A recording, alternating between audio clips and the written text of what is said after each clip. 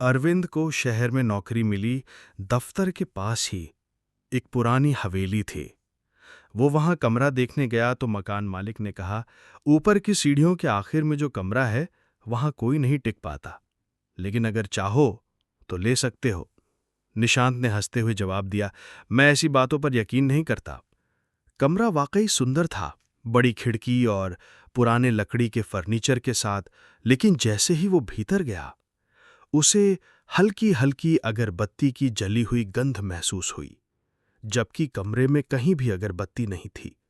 रात को पहली बार सोते समय उसे लगा जैसे कोई धीरे धीरे सीढ़ियां चढ़ रहा हो। शायद कोई और किराएदार होगा, सोचकर वो सो गया।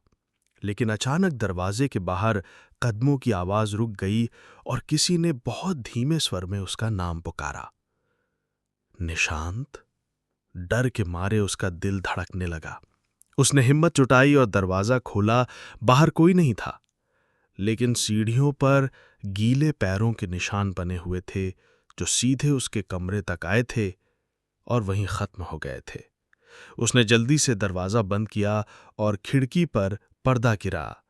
तभी शीशे पर धुंध जम गई और उस पर लिखा था, अब तू अकेला नहीं है। निशान डर गया। उसने कमरे की बत्ती जलाई। तभी अलमारी अपने आप खुली और अंदर से किसी औरत की फटी फटी आवाज आई, मुझे बाहर निकालो।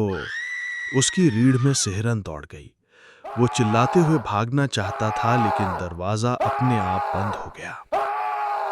अचानक अलमारी से एक औरत का हाथ बाहर निकला, झुर्रियों वाला, खून से सना हुआ। उस हाथ ने उसका गला पकड़ लिया।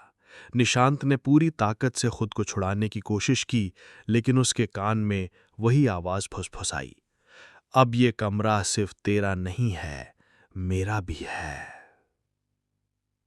सुबह जब लोग पहुंचे तो कमरा खाली था। बस अलमारी के अंदर एक पुरानी डायरी पड़ी थी। उसके पहले पन्ने पर लिखा था, मैंने भी कभी यही कहा था कि भूत प्रेत जैसी कोई चीज नहीं होती।